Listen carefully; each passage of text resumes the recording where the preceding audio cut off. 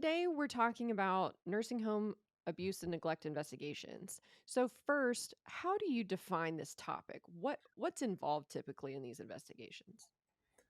Okay, so one first, and this is my opinion as an investigator who's worked on these cases for several years. And just to kind of give you some background, I was trained by literally some of the best attorneys in this field in both Oklahoma and Texas.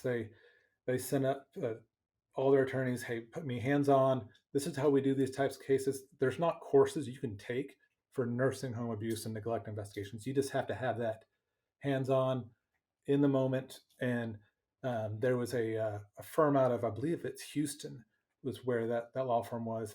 And they sent up their investigator and said, hey, Nick, we're going to have our investigator work with you, and he's going to show you how to write reports, how to take statements, do everything, what specifically to look for in these cases. And also, I worked with their nurse case manager, which is basically an RN, a registered nurse. And they're like, okay, so when you look at the medical documents, medical charts, here's what you're looking for, A, B, and C, and so forth. And this is how you, when you're talking to your witnesses, this is how you lay out your questions. So um, you kind of have to understand that when you read or when you hear the word nursing home abuse and neglect is not one word.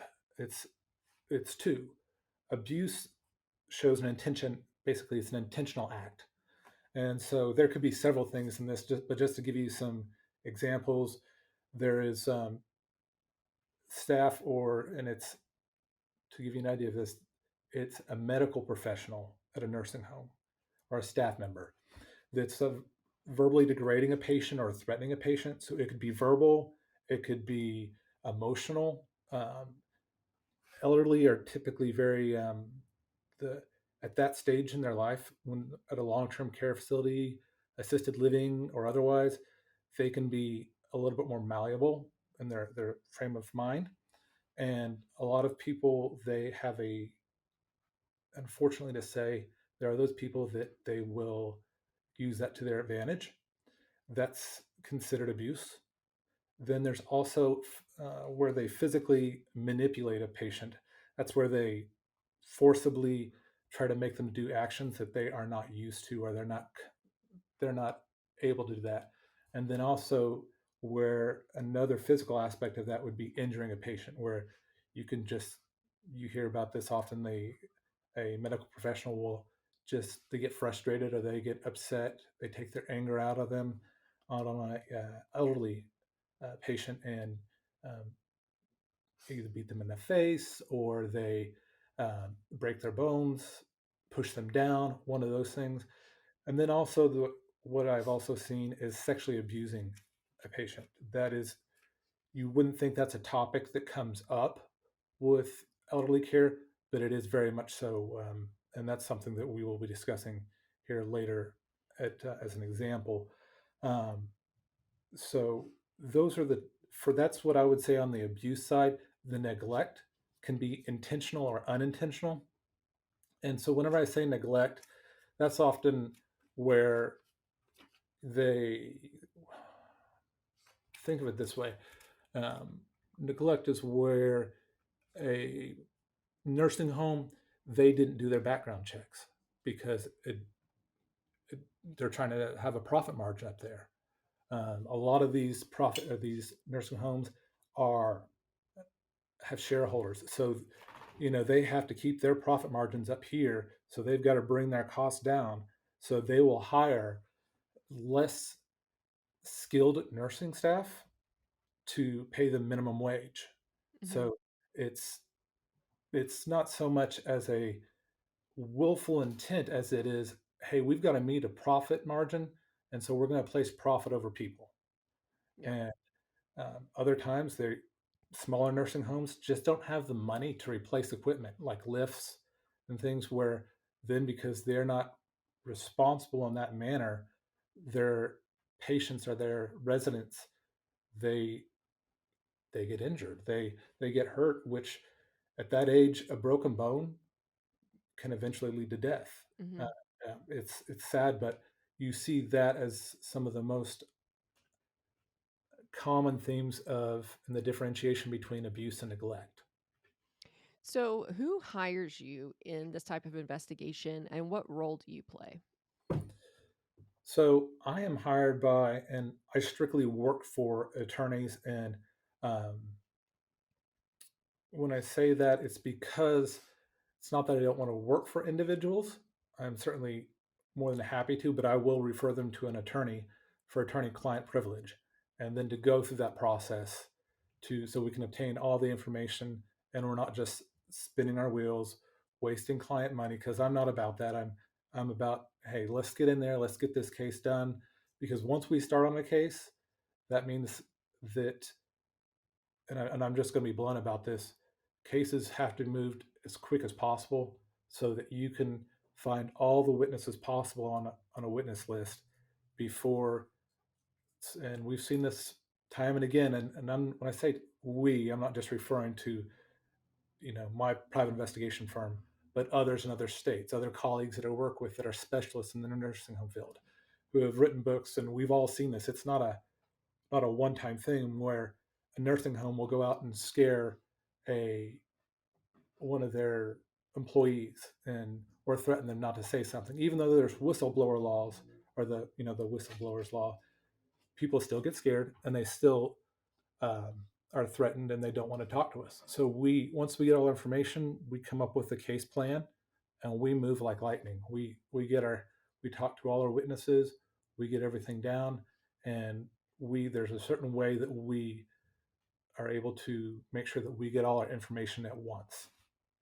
Yeah, speaking of that, what access do you have to obtain evidence and specifically, I guess, what types of evidence do you try to obtain and then what access do you have, That's to obtain that evidence? Yeah, that's a good question. So typically that goes through the attorney and through the discovery process. And we the bare minimum that I like to have for my investigative standpoint are the one, it's going to be the medical records.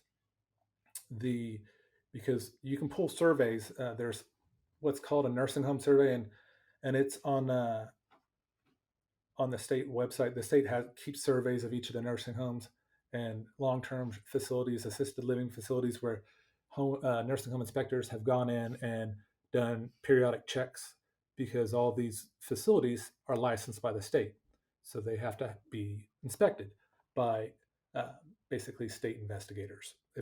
If for some reason um, they go in on their scheduled time, which, just so you know, most nursing home facilities know that they're already coming.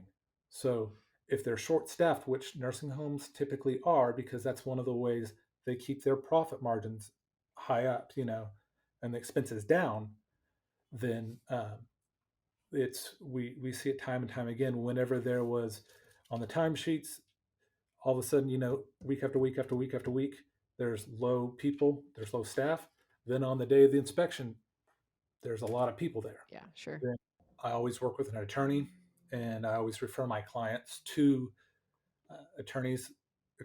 I work with exceptional attorneys that specialize. You always want to find an attorney that specializes in nursing home abuse and neglect cases, because it's not one that a general attorney knows how to handle, Mhm. or ins and Sure. outs. But like with everything, you want to find a specialist.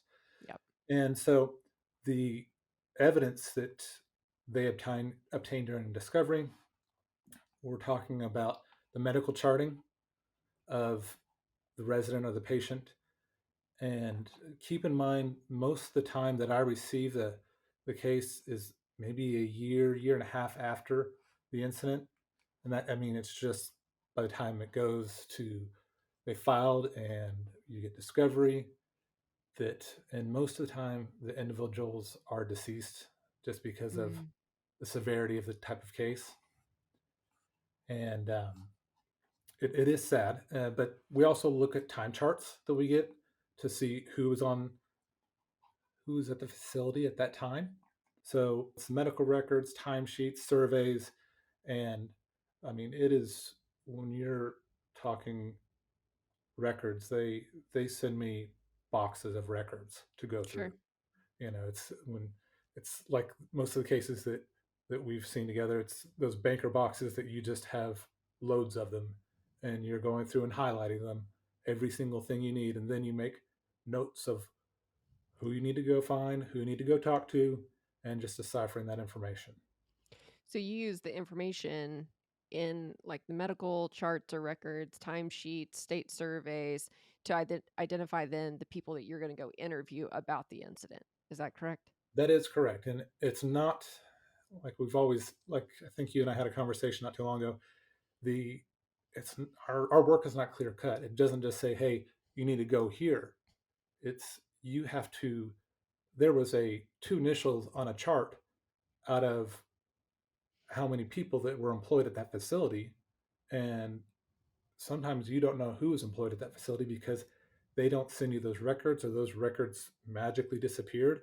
And Sure. so you have to find another person, you have to find that connection, you have to it's it's pretty much every case that you could become involved in, from a missing persons case to a locate to witness statements to, you know um, interpreting medical data along with a nurse case manager, and to have optimal case results for the client. Yeah.